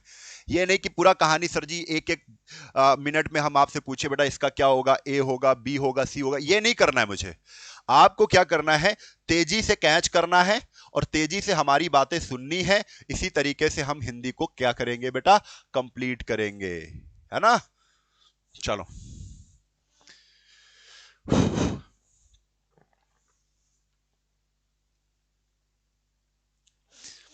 चलो आ चुका है निर्देश। नीचे दिए गए गद्यांश को पढ़कर पूछे गए प्रश्नों के उत्तर दीजिए। एक बार गद्यांश सही से पढ़ते हैं। प्रेम की भाषा शब्द रहित है, नेत्रों की, कपोलों की, मस्तक की भाषा भी शब्द रहित है। प्रेम की भाषा जो है उसका कोई शब्द नहीं है, वो शब्द रहित है। उसकी विवेचना, उसका वर्णन शब्दों में नहीं किया जा सकता है। कह रहे नेत्रों की, कपोल, कपोल होता है कपाल, कपाल माने होता है मस्तक, नेत्रों की, कपोलों की, मस्तक की भाषा की भी शब्द रहित है। जीवन व जीवन व तत्व भी शब्द से पूरे हैं, जीवन का तत्व भी शब्द से परे है, पूरे नहीं है बेटा, यहां परे होगा, उसकी भी शब्दों से वर्णन नहीं किया जा सकता है। सच्चा आचरण प्रभावशील अचल स्थिति संयुक्त आचरण ना हो, ना तो साहित्य के लंबे व्याख्यानों से गढ़ा जा सकता है, जो सच्चा आचरण है वो ना प्रभावशील अचल स्थिति संयुक्त आचरण ना तो साहित्य के लंबे व्याख्यानों से रचा जा सकता है, ना वेद की श्रुतियों के मीठे उपदेश से, ना अंजीला से, ना कुरान से, ना धर्म चर्चा से, ना केवल सत्संग से। जीवन के अरण्य, अरण्य माने जंगल होता है बेटा, जीवन के अरण्य, जीवन के जंगल में घुसे हुए पुरुष के हृदय पर प्रकृति और मनुष्य के जीवन के मौन व्याख्यानों के यत्न से सुनार के छोटे हथौड़े की मंद मंद चोटों की तरह आचरण का रूप प्रत्यक्ष होता है। आपको बातें समझ में आ गई होंगी। एक बार पढ़ते हैं प्रेम की भाषा क्या है। देखो यहीं पर कहीं था, शब्द रहित है। प्रेम की भाषा कैसी है बेटा, प्रेम की भाषा कैसी है, शब्द रहित है, यानी आंसर क्या हो जाएगा, आंसर क्या हो जाएगा, डी ऑप्शन। बोलो समझ में आ रही, आंसर क्या हो जाएगा, डी ऑप्शन हो जाएगा। इसको आ जाओ। प्रेम की भाषा शब्द रहित है, नेत्रों की कपोलों की मस्तक की भाषा भी शब्द रहित है, ये सारी चीजें हैं। यत्न से आशय है, यत्न माने क्या होता है, यत्न माने होता है प्रयास, जतन, यत्न यानी जतन। यत्न जो है ये क्या है, यत्न तत्सम शब्द है जिसका जतन तद्भव शब्द है, जतन कहते हैं यानी प्रयास। क्या है बेटा, यत्न का मतलब क्या होता है, प्रयास होता है, हमने इतने यत्न किए। देखो गद्यांश में किसकी महिमा का वर्णन है, आचरण की, जीवन की, प्रेम की, वेद की। जल्दी से बताओ, आचरण की, प्रेम की, वेद की, किसकी महिमा का वर्णन है, जल्दी से बताओ कि गद्यांश में किसकी महिमा का वर्णन है। आंसर आपको देना है भाई, जल्दी से बताओ। क्वेश्चन नंबर तीसरा ही आया है शायद, क्वेश्चन नंबर तीसरा है, बताओ फटाक से।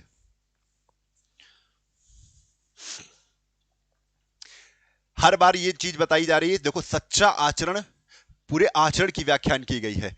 फिर आचरण ना तो साहित्य के, आचरण के बारे में बोला जा रहा है, तो भाई आपको यहां समझ में आ गया होगा अगर थोड़ा सा भी पढ़ा होगा।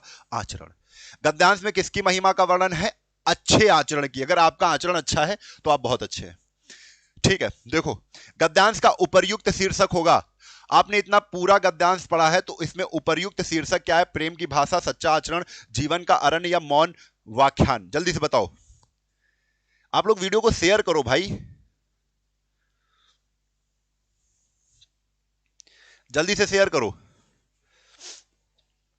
तो इसमें भी आपको समझ में आ रहा होगा क्या सही है, सच्चा आचरण, सच्चा आचरण। जीवन का उपर्युक्त शीर्षक क्या होगा बेटा, सच्चा आचरण होगा। Very good. अभी तक आप लोग 4 क्वेश्चन कर चुके हो और अपने आप से काउंट करते रहना कि मैं हिंदी में कितने सही कर पा रहा हूं, कितने गलत कर पा रहा हूं, ठीक है। ये सब कुछ आपको अपने लिए खुद का एनालाइज करना है, ठीक है। चलो, अरण्य शाब्दिक अर्थ होता है, अरण्य माने अभी आपको बताया था, अरण्य माने क्या होता है बेटा, जंगल होता है। कानन, विपिन, विपिन माने क्या होता है, जंगल होता है। कानन माने क्या होता है, जंगल होता है, ठीक है। कांतार, देखो कांतार, कांतार माने क्या होता है बेटा, कांतार माने जंगल होता है। विपिन माने क्या होता है, विपिन, विपिन अगर किसी का नाम है तो ध्यान रखिएगा, विपिन भी जंगल होता है। और आपको वन, वन तो पता ही है, वन माने क्या होता है, जंगल होता है। कानन, कानन माने क्या होता है, कानन, कानन माने भी क्या होता है, जंगल होता है। तो अरण्य माने क्या होता है बेटा, अरण्य माने होता है जंगल। बी ऑप्शन राइट हो जाएगा, बी ऑप्शन राइट हो जाएगा, ठीक है। अगला क्वेश्चन, 9-2-11 होना, 9-2-11 होना भैया, 9-2-11 हो जाओ। सरपट भगाना नहीं होता है, सरपट भगाया नहीं जाता है, भाग जाओ। 9-2-11 होने का मतलब क्या है, सरपट भागना, सरपट भागना होता है बेटा। थोड़ा सा ध्यान रख के आपको टिक करना है, कहीं जल्दबाजी में। देखो ये दोनों ही लग रहे हैं कि सेम है, भागना है एक में भगाना है, और लग रहे हैं सेम है, सेम नहीं है बेटा। ए ऑप्शन राइट हो जाएगा, सरपट भागना, जल्दी से दौड़ जाना। अगला क्वेश्चन, उर्दू किस भाषा में, आपको बताना है उर्दू जो है वो किस भाषा का शब्द है। उर्दू किस भाषा का शब्द है, तो याद रखिएगा उर्दू जो है वो तुर्की भाषा का शब्द है। बेटा किसका भाषा का शब्द है, कौन सी भाषा का शब्द है ये उर्दू, उर्दू जो है वो तुर्की भाषा से लिया गया है, फारसी से अपनी हिंदी ली गई है। आपसे अगर पूछा जाता है हिंदी किस भाषा का शब्द है, तो तुरंत कह देते फारसी से ली गई है। हिंदी जो शब्द है वो किस भाषा से लिया गया है, फारसी से। उर्दू जो शब्द है वो किस भाषा से लिया गया है, तुर्की से। अगला क्वेश्चन, अगला क्वेश्चन आपके सामने, पक्षी के लिए सही पर्यायवाची वाले शब्दों के, विहाग नहीं होता है, विहाग नहीं होता है बेटा, विहाग नहीं होता है, विहग सही है, विहग सही है, विहग विहंगम खग, विहग विहंगम खग। और जानते हो क्या होता है? पखेरु, ये इंपॉर्टेंट याद रख लेना, प्राण पखेरु उड़ गए। कहा नहीं जाता यार हमारे तो प्राण पखेरु उड़ गए, प्राण रूपी पक्षी उड़ गया, प्राण रूपी पक्षी उड़ गया, इसीलिए कहते हैं यार प्राण पखेरु उड़ गए, है ना। तो पखेरु, पखेरु याद रखना किसको बोलते हैं, किसको बोलते हैं? पक्षी को बोलते हैं, है ना।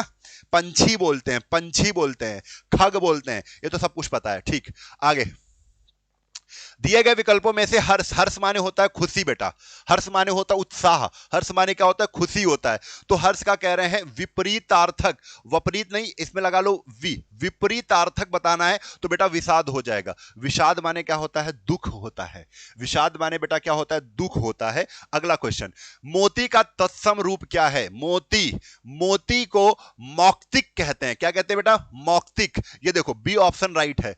अगर मोती आ जाए तो ध्यान रखना, आप जितना ज्यादा रिवीजन करोगे इसमें टाइम नहीं वेस्ट करना है, हिंदी है, जितने ज्यादा से ज्यादा क्वेश्चन आपके नजरों के सामने आ जाए वो आपके लिए बहुत अच्छा है, वो आपके लिए बेटा क्या है? बहुत अच्छा है। इसीलिए हिंदी को स्पीड में ही देखा जाता है, ज्यादा इसमें नहीं कि इसमें तुमको पीएचडी नहीं करनी है कि एक क्वेश्चन में हम 10 मिनट आपको दें, ठीक है।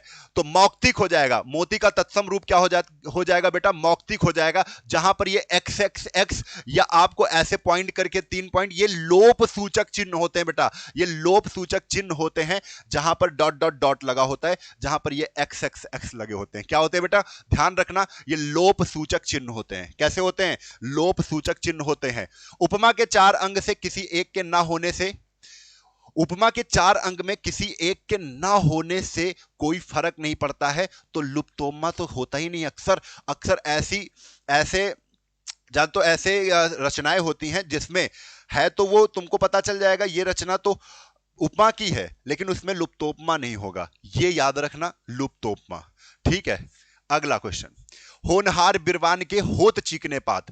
होनहार जो होता है बच्चा वो क्या है? होनहार बिरवान के होत चीकने पात, यानी होनहार बालक सुंदर होता है, बिल्कुल गलत। सुंदर बालक होनहार होता है, बिल्कुल गलत। होनहार बालक के गुण बचपन से ही दिखाई देने लगते हैं, भैया बिल्कुल सही है। होनहार बिरवान के होत चीकने पात, होनहार बिरवान के होत चीकने पात, यानी इसका मतलब है होनहार बालक के गुण बचपन से ही दिखाई देने लगते हैं। समझ में आ रही बात? चलो अगला क्वेश्चन, अगला क्वेश्चन, जीतने की इच्छा, जीतने की इच्छा, जीवन जीने की इच्छा जो होता है वो जिजीविसा होता है, जिजीविसा। लेकिन जीतने की इच्छा, सब कुछ जीत जाऊं मैं, जीतने की इच्छा जो होती है वो जिगीसा होती है बेटा, यहां पे गी होता है, जिगीसा। जीतने की इच्छा, जीतने की इच्छा बेटा क्या होती है? जिगीसा होती है, जिगीसा होती है। याद रखिएगा, जुगुप्सा माने घृणा होता है, जुगुप्सा माने क्या होता है? घृणा होता है। जुगुप्सा माने क्या होता है बेटा? घृणा होता है। अगला, गर्दन झुकाना, मुंह फेरना आदि प्रकार का अनुभाव है। ये जल्दी से बता दो, गर्दन झुकाना और मुंह फेरना, गर्दन झुकाना और मुंह फेरना किसका? बताओ जल्दी से, गर्दन झुकाना क्या है? ये शरीर से है ना, गर्दन झुकाया मुंह फेर लिया, ठीक है, ये काया से रिलेट करता है, तो भाई ये कायिक अनुभव है। आपके शरीर से, जैसे आप ऐसे नहीं करते तो ये कायिक अनुभव है। आपको देखकर आदमी जान, तो आपकी काया से जान गया कि आप मना कर रहे हो, ना कर रहे हो।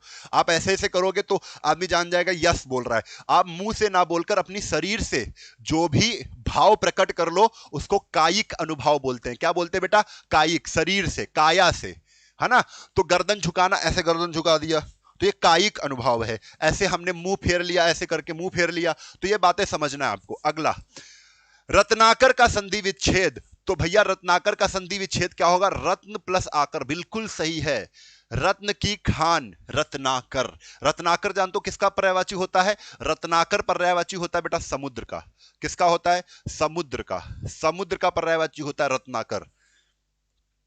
कौन सा वर्ण स्पर्श, स्पर्श जो होते हैं वो का से लेकर मां तक, काखा गाघा अंगा चाचा जाझा इया टाटा डाटा, ये सब स्पर्श व्यंजन होते हैं। आपको बता दूं स्पर्श व्यंजन की संख्या जानते हो कितनी होती है? 25 होती है। कितनी होती है?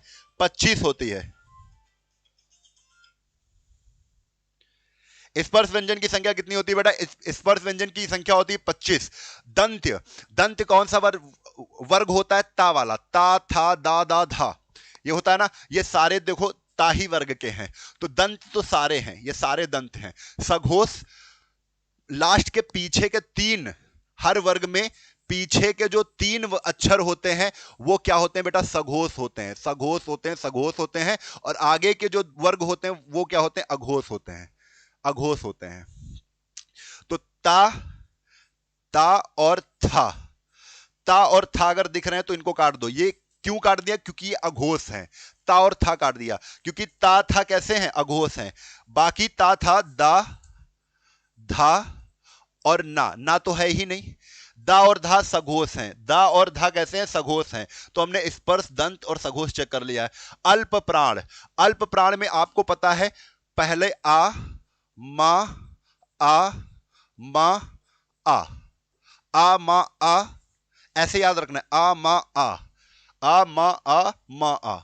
तो देखो अब हमको अल्प प्राण पता करना है, तो हमारे पास बच्चे कौन से थे? ये दा धा तो हटा ही दिया था, दा और धा, ता था हटा दिया था, सॉरी, ता और था हटा दिया था क्योंकि सघोष, ता और था हटा दिया था क्योंकि अघोष थे। दा और धा बचे हैं। तो अब इसमें महाप्राण को, अल्प प्राण कौन सा है? तो अल्प प्राण कौन सा है? दा वाला है बेटा, दा वाला। ये भी हटा दो क्योंकि ये महाप्राण है। तो दा आंसर हो जाएगा, सी ऑप्शन राइट हो जाएगा। ये भी हटा दो, दा हो जाएगा। ठीक है, अगला क्वेश्चन। उपसर्ग रहित, उपसर्ग रहित का मतलब क्या है? उपसर्ग ना हो जिसमें, है ना, उपसर्ग ना हो। तो विहार, विचार, विकार, वित्तीय, वित्तीय में प्रत्यय लगा हुआ है, वित्त प्लस ई, वित्त प्लस ई। विहार इसमें उपसर्ग है, वी प्लस हार। विचार में भी उपसर्ग है, विकार में भी उपसर्ग है, लेकिन वित्तीय में उपसर्ग नहीं है बेटा। वित्त तो क्या होता है? वित्त धन होता है। वित्त प्लस ई ये प्रत्यय से बना शब्द है। डी ऑप्शन राइट हो जाएगा। अगला क्वेश्चन। एक राम घनश्याम हित चातक तुलसीदास, एक राम घनश्याम हित चातक तुलसीदास। तो आप देखो यहां पर रूपक अलंकार है बेटा। कैसा अलंकार है? रूपक। रूपक अलंकार क्या होता है? जहां उपमेय और उपमान दोनों एक रूप के होते हैं, एक ही रूप के हो जाए, जो उपमेय है वही उपमान हो जाए, तो रूपक अलंकार होता है बेटा। ध्यान से समझना, राम रूपी घनश्याम, जो राम है वही घनश्याम है, राम रूप के घनश्याम है कि नहीं? राम रूपी घनश्याम हित चातक तुलसीदास। तो यहां पे क्या है? ध्यान से समझिएगा, रूपक अलंकार कहता है जहां उपमेय जो होता है वो उपमान दिखने लगे। उपमेय का रूप उपमान में, उपमान का रूप उपमेय में हो, तो वहां रूपक अलंकार होता है बेटा। तो यहां राम रूपी घनश्याम है, राम के समान ही घनश्याम दिखाए जा रहे हैं, इसलिए यहां रूपक अलंकार हो जाएगा। बच्चे आगे। जिसकी कोई उपमा ना दी जा सके, जिसकी कोई उपमा नहीं दी जाएगी, वो अनुपम है, अद्वितीय है। ठीक है, जिसकी कोई उपमा ही नहीं, उपमा का मतलब है जिसकी कोई तुलना ही नहीं है, वो अनुपम बच्चे है। क्या है? अनुपम। इसे, इसमें अशुद्ध वर्तनीय का शब्द बताओ। अशुद्ध, देखो चरमोत्कर्ष बिल्कुल सही है, चरमोत्कर्ष बिल्कुल सही है। वांग्मय बिल्कुल सही है, वांग्मय क्या है? बिल्कुल सही है। पुनरुत्थान भी सही है, पुनरुत्थान, ये बेटा गलत हो गया, ये गलत हो गया। क्यों गलत हो गया? ये होता है हिरण्य, हिरण्य कशिपु, हिरण्य कशिपु। ये हिरण्य कशिपु आपका बिल्कुल सही शब्द है। हिरण्य कशिप वर्तनी की दृष्टि से ये शब्द बिल्कुल सही है, हिरण्य कश्यप नहीं होता है। हिरण्य कश्यप बिल्कुल बेटा गलत है, आपको ये शब्द हमेशा गलत ठहराना है। हिरण्य कश्यप गलत है, सही कौन सा है? हिरण्य कशिपु, ये शब्द सही है। अगला क्वेश्चन, अगला क्वेश्चन है निम्नलिखित शब्दों में कौन सा विशेषण है? शासन संज्ञा है, अनुशंसा, उसकी अनुशंसा की जाए, उसकी प्रशंसा की जाए, ये संज्ञा है। ठीक है। अनुशासन, अनुशासन भी नहीं, अनुशासित विशेषण है। कैसे? संज्ञा के साथ जो शब्द लग जाएं उनको विशेषण कहते हैं, या हम कहते हैं विशेषण जो होता है वो संज्ञा की विशेषता बताता है। ठीक है। अगर कह दे काला व्यक्ति, व्यक्ति कैसा है? काला है, व्यक्ति के साथ काला जुड़ गया, काला व्यक्ति। अनुशासित क्लास, अनुशासित व्यक्ति, जैसे काला व्यक्ति है वैसे ही हम अनुशासित व्यक्ति कह सकते हैं। तो व्यक्ति की विशेषता क्या बताई जा रही है? अनुशासित है। वो कैसा है? अनुशासित है। तो अनुशासित बेटा क्या हो जाएगा? विशेषण हो जाएगा। विशेषण की परिभाषा क्या होती है? संज्ञा या सर्वनाम की जो विशेषता बताते हैं उनको विशेषण कहते हैं। हो गया। चलो अगला, पुल्लिंग स्त्रीलिंग का कौन सा जोड़ा नहीं है? देव देवी बिल्कुल सही है, मामा मामी सही है, कांत कांति ये गलत हो गया बेटा, गधा गधी भी बिल्कुल सही है। देखो हमारे पास कह रहे हैं क्या छाटो, नहीं है, तो यही आंसर हो गया। कांत तो सही है, कांत तो पुल्लिंग होता है भैया, रमाकांत, रमाकांत एक नाम सुना होगा, रमाकांत, शिवाकांत, कांत तो ठीक है, यह पुल्लिंग को दर्शाता है, लेकिन कांति नहीं होता है बेटा। कांत का स्त्रीलिंग कांता होता है। क्या होता है बच्चे? कांता, कांताबाई। क्या होता है? कांताबाई। सुना है कि नहीं? कांता स्त्रीलिंग होता है, ठीक है। कांत का स्त्रीलिंग कांति नहीं होता है, कांत का स्त्रीलिंग कांता होता है। क्लियर है?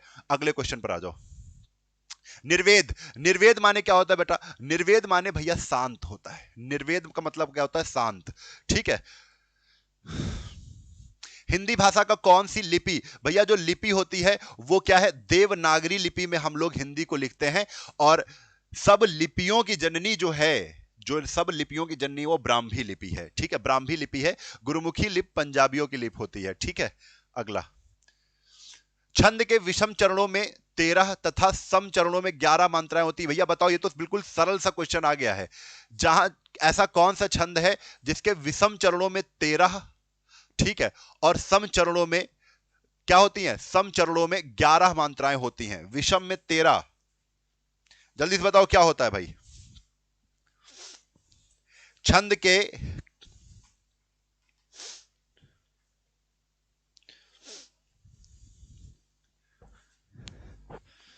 छंद के विषम चरणों में 13 और सम चरणों में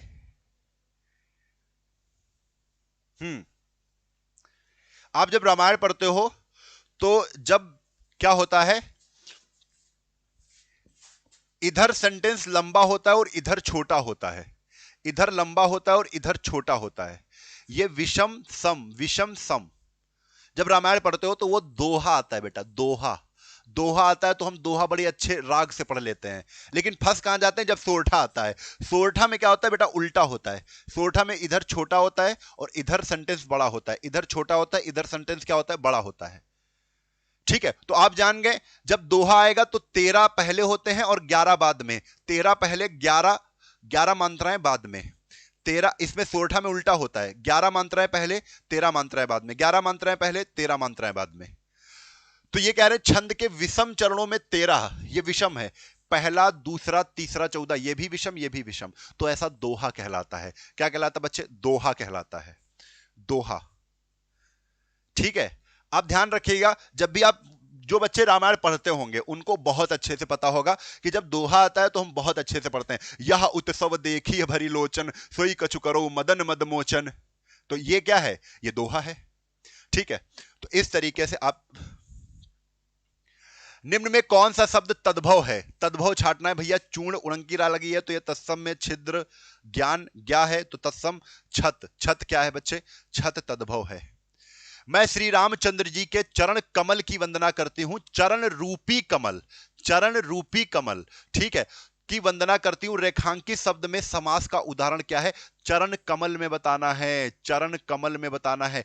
चरण कमल यानी चरण रूपी कमल। कर्मधारय है, अव्ययभाव तो बिल्कुल नहीं होगा, द्वंद्व बिल्कुल नहीं होगा, द्विगु संख्या को प्रदर्शित करता है। आंसर क्या हो गया? A option.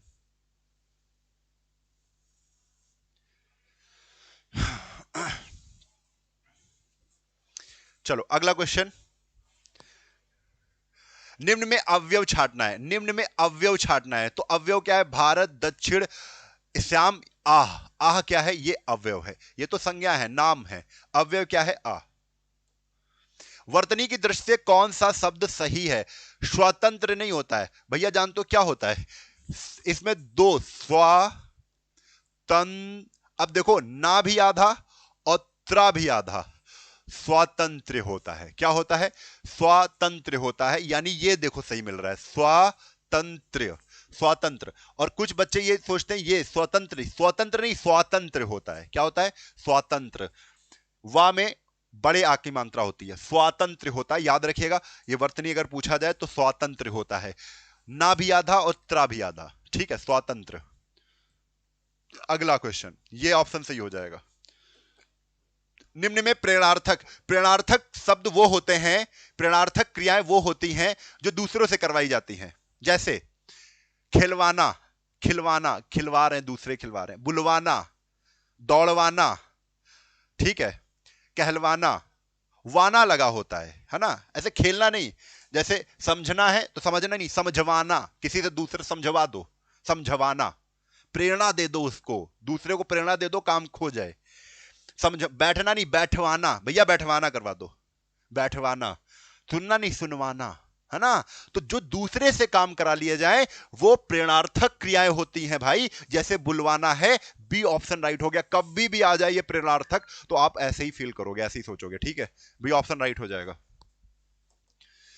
शासकीय पत्र के संदर्भ में कौन सा कथन सही है? पत्र के सबसे ऊपर पत्र संख्या लिखते हैं, बिल्कुल राइट है। पत्र के सबसे, जब भी आप शासकीय पत्र लिखोगे तो उसके ऊपर पत्र संख्या लिखी जाएगी, पत्रांक जिसे बोलते हैं, पत्र की संख्या यानी पत्र का अंक, पत्रांक। पत्र संख्या के ऊपर तिथि, बिल्कुल गलत है। पत्र संख्या के नीचे, पत्र संख्या के बेटा नीचे तिथि हमेशा लिखी जाती है। जो पत्रांक पड़ता है, पत्रांक यानी पत्र संख्या जो पड़ती है उसके नीचे तिथि लिखते हैं, उसके ऊपर तिथि नहीं लिखते हैं। यही आपका क्या हो गया? गलत हो गया। पत्र के बाईं ओर सेवा में, बिल्कुल सही है। पत्र के बाईं ओर सेवा में श्रीमान महोदय, ठीक है। संबोधन में महोदय भी लगाते हैं, बिल्कुल सही है। ये भी सही है, ये भी सही है, ये भी सही है। गलत कौन सा हो गया? बी ऑप्शन गलत हो गया, यानी बी ऑप्शन राइट है। पत्र संख्या के नीचे, पत्र संख्या के नीचे तिथि लिखी जाती है। कहां लिखी जाती है? पत्र संख्या के नीचे। अगला, कौन सी विसर्ग संधि है? तो विसर्ग संधि छाटनी है। तो शिरोमणि को जब हम संधि विच्छेद करते हैं तो क्या आता है? सिरह प्लस मणि, सिरह प्लस मणि यानी शिरोमणि। मनोयोग का जब करते हैं तो मनः प्लस योग होता है, मनः प्लस योग होता है, मनः प्लस योग होता है।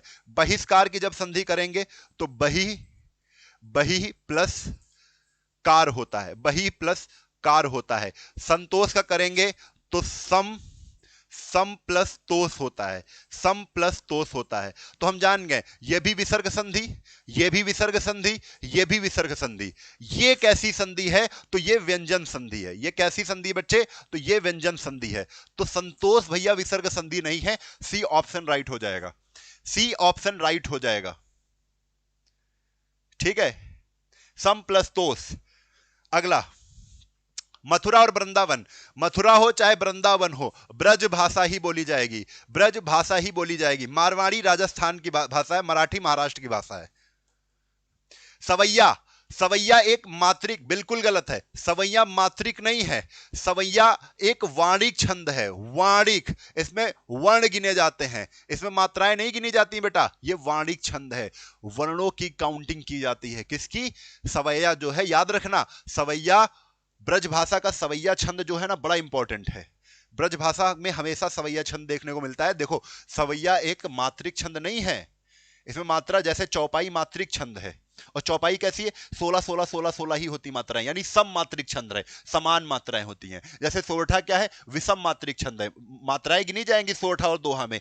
सम में, दोहा में क्या होता है? 13 विषम और 11 सम, 13 11 13 11 होती हैं। सोरठा में 11 13 11 13 होती हैं। तो सोरठा क्या? ये विषम मात्रिक छंद है, मात्राएं गिनी जाती हैं, तो मात्रिक छंद है, विषम मात्रिक छंद है। चौपाई मात्रिक छंद है, लेकिन सारी मात्राएं, सारी चौपाइयों में मात्राएं समान होती हैं, तो हम कहते हैं सम मात्रिक है। इस तरीके से ये मात्रिक नहीं है सवैया, सवैया वाणिक छंद है। इसके देखो, ये कह हिंट भी दे दिया, इसके चरण में 22 से 26 वर्णों तक के होते हैं, ठीक है, सही है। सुंदरी सवैया एक प्रमुख भेद है, बिल्कुल सही है। ब्रज भाषा यह बहुप्रचलित छंद है, ब्रज भाषा का भी यह प्रचलित छंद है। तो हम जानते हैं ये भी सही, ये भी सही, ये भी सही, ये वाला गलत हो गया, यानी ऑप्शन ए राइट हो जाएगा, क्योंकि सवैया एक वाणिक छंद है, याद रखिएगा। अगला क्वेश्चन, धन के भ्रष्टाचार में, पहला ऑप्शन अगर फिट कर रहे हैं तो देखते हैं होता कि नहीं। धन के भ्रष्टाचार में आज भी कुछ लोग हरिश्चंद्र, बिल्कुल गलत है। भ्रष्टाचार में हरिश्चंद्र थोड़ी ना बनेंगे, हटाओ, ये नहीं होगा। बंधु, धन के बंधु नहीं। धन के राष्ट्र, गलत। धन के लालच, बिल्कुल सही है। धन के लालच में, धन के लालच में आज भी कुछ लोग जयचंद बन जाते हैं। भैया जयचंद का काम क्या था? जयचंद का काम था चुगलखोरी करना, चुगली करना, चुगली करना में ही जयचंद जाने जाते हैं। तो कहते हैं कि जयचंद ना बनो, ठीक है। जयचंद का मतलब क्या है? धोखा देना होता है। तो लालच के चक्कर में आजकल भी लोग धोखा दे देते हैं, है ना। तो ये वाला ऑप्शन सही है, डी ऑप्शन बिल्कुल फिट बैठ रहा है, डी ऑप्शन बेटा बिल्कुल फिट बैठ रहा है। अगला क्वेश्चन, निम्न में संयुक्त वाक्य कौन सा है? संयुक्त वाक्य अगर पहचानना है तो कॉमा या और लगा होता है, जैसे डी ऑप्शन दिख रहा है, उन्हें ना नींद आती थी और ना भूख प्यास लगती थी, यह संयुक्त वाक्य है। ठीक, अगला बीजक। बीजक के 3 पार्ट होते हैं, साखी सबद रमैनी, किसकी है? कबीर की है। बीजक के 3 पार्ट हैं, साखी सबद रमैनी, 3 पार्ट हैं, साखी सबद रमैनी, बीजक के ही पार्ट हैं, जिसको लिखा, जिसके रचयिता कौन है बेटा? कबीर है। प्राधिकारी, प्राधिकारी किसे को कहते हैं? प्राधिकारी कहते हैं अथॉरिटी को। ऑफिसर को क्या कहते हैं? ऑफिसर को कहते हैं बेटा अधिकारी। क्या कहते हैं बेटा? ऑफिसर को कहते हैं अधिकारी। अधिकारी। लॉर्ड को कहते हैं ईश्वर। ईश्वर यानी भगवान। ईश्वर यानी भगवान। लॉर्ड क्या होता है बेटा? भगवान होता है। प्रोपराइटर क्या होता है? स्वामी होता है। वो प्रोपराइटर किसी दुकान का, किसी कंपनी का, किसी मालिक कहते हैं। प्रोपराइटर का मतलब क्या होता है? मालिक। अगर कोई उद्योग है तो उसका प्रोपराइटर होगा, यानी उसका प्रोपराइटर का मतलब उसका स्वामी होगा, है ना? प्रोपराइटर का मतलब होता है स्वामी, लॉर्ड का मतलब होता है भगवान, अथॉरिटी का मतलब होता है प्राधिकारी। अथॉरिटी का मतलब क्या होता है? प्राधिकारी। ऑफिसर का मतलब होता है अधिकारी। ऑप्शन बी राइट हो जाएगा, क्योंकि प्राधिकारी का इंग्लिश शब्द पूछा है, अथॉरिटी होता है। अगला, इसमें से बहुब्रीहि समास। बहुब्रीहि समास, चौराहा है द्विगु समास, महात्मा कर्मधार है, नील गगन कर्मधार है। तो कुसुमायुध क्या है? कुसुम, कुसुम माने पुष्प की आयुध, पुष्प का हथियार। पुष्प का हथियार कौन दिखता है? तो आप कहोगे सर जी कामदेव। कामदेव यानी बहुब्रीहि समास वो समास होते हैं जो तीसरा अर्थ प्रकट करते हैं। कैसा? तीसरा अर्थ। जो आपको कुसुम आयुध, आयुध माने हथियार होता है, आयुध माने क्या होता है? औजार, हथियार। कुसुम का पुष्पों के हथियार, अर्थात पुष्पों के हथियार, हथियार अर्थात कामदेव। जहां पर तीसरा अर्थ निकले वहां पे बहुब्रीहि समास होता है। ठीक है, याद रखिएगा। अगला क्वेश्चन, ये वाला क्वेश्चन दे देंगे, आराम से सेट करना है इसको, टाइम नहीं लगाना है इसमें। पश्चिम, पश्च प्लस, पश्च प्लस इम, प्लस पश्च प्लस इम, प्रत्यय कौन सा है? इम है। पश्चिम, पश्चिम, पश्च प्लस इम। मध्यम पुरुष, देखो ये बड़े आसान होते हैं। उत्तम पुरुष है ना, मध्यम पुरुष और अन्य पुरुष। उत्तम कौन होता है? जो बात कर रहा है। मैं तुमसे बोल रहा हूं, तुम सुन रहे हो तो तुम मध्यम हो गए। लेकिन अगर मैं तुमसे जो बात कर रहा हूं किसी तीसरे को लेकर, यार वो आदमी, मैं तुमसे कह रहा हूं वह आदमी यार बड़ा चतुर है, तो वह कौन हो गया? अन्य पुरुष हो गया। हम तुम बात कर रहे थे, मैं तुमसे बात कर रहा था, ठीक है, तो मैं उत्तम पुरुष हो गया, तुम मध्यम पुरुष हो गए। ठीक है, लेकिन जो अन्य है, जो जो है ही नहीं यहां, जिसकी मैं बात कर रहा हूं, वो अन्य पुरुष में हो गया। तो भाई मध्यम पुरुष पूछ रहे हैं ना, मध्यम पुरुष कौन है? तुम हो। मध्यम पुरुष कौन है? तुम हो। ठीक है, वह अन्य पुरुष, वे अन्य पुरुष, मैं उत्तम पुरुष। हिंदी में कारक की संख्या बेटा 8 होती है। हिंदी में कारक की संख्या कितनी होती है? 8 होती है। हिंदी गद्य का सर्वप्रथम, हिंदी गद्य का जो सर्वप्रथम युग माना जाता है वो बेटा भारतेंदु हरिश्चंद्र को माना जाता है। उत्कृष्ट, उत्कृष्ट माने होता है बहुत अच्छा। उत्कृष्ट का अपोजिट जो होगा ना, वो क्या होगा? निकृष्ट होगा। ये याद रखना, निकृष्ट होता है। ये री की मात्रा जरूर लगा लेना, निकृष्ट होता है। क्या होता है बेटा? निकृष्ट होता है। कमल के फूल में भौरे मंडराते हैं, वाक्य में रेखांकित शब्द का पर्यायवाची नहीं है। मधुकर माने भौरा होता है, मधुप माने भौरा होता है, भ्रमर माने भौरा होता है, जलज माने बेटा कमल होता है। जलज माने क्या होता है? कमल। जलज माने क्या होता है? कमल होता है। भौरे के और सुन लो, चंचरीक, चंचरीक। अली, अली माने भी भौरा होता है। ठीक है, हाँ चंचरीक हो गया। और भी होते हैं, याद नहीं आ रहे। भ्रमर, भौरा, चंचरीक, और एक बहुत मिलिंद, मिलिंद करके आता है, तो मिलिंद भी भौरे का ही पर्यायवाची है। सीता ने कहा था, यार सीता ने कहा था तो कह दिया सीता ने, ये भूतकाल में चला जा रहा है लेकिन पूर्ण भूतकाल है। सीता ने कहा था, कहा था, सीता ने वो बात कही थी तो कह दी थी ना, पूर्ण हो गई ना, तो संपूर्ण भूतकाल में आएगा ये। निम्नलिखित में से कौन सा शब्द हरि, हरि के लिए मैंने बताया था घोड़ा भी होता है, मेढक भी होता है, सर्प भी होता है, कामदेव नहीं होता है। कामदेव हरि का पर्यायवाची नहीं है। डी ऑप्शन राइट हो जाएगा। निम्नलिखित में से कौन सा शब्द देशज है? भैया खीर, काम, शांति, ये देशज नहीं, मक्खन देशज है। जैसे आपसे कुछ देशज कहा जाए, जैसे लोटा, गड़बड़, पेट में गड़बड़ हो गई है, ठीक है, पेट ही क्या है, पेट ही आपका देशज शब्द है। ऐसे शब्द जो देश में उत्पन्न हुए हो या देश में बोले जाते हो या देश में ही उनकी उत्पत्ति हुई हो, वो देशज शब्द कहलाते हैं। ठीक है, तो मक्खन कैसा है, लोटा कैसा है, पगड़ी, पगड़ी एक बड़ा पूछा जाता है, पगड़ी कैसा है, देशज शब्द है, लोटा कैसा है, देशज शब्द है। हो गया। अब आपको ये क्वेश्चन का आंसर देना था जो हमने अभी, बड़ा आसान क्वेश्चन आपको दे रहे हैं ये, इसका आंसर आपको कमेंट बॉक्स में देना है और क्लास कैसी लगी है आप लोगों को बता देना, होमवर्क HW आपके लिए है ये। और क्लास कैसी लगी है ये भी कमेंट करके बताना, अगर लाइक नहीं किया तो लाइक भी कर देना वीडियो को। चलते हैं, जय श्री राम, जय जय भारत, जय वंदे मातरम।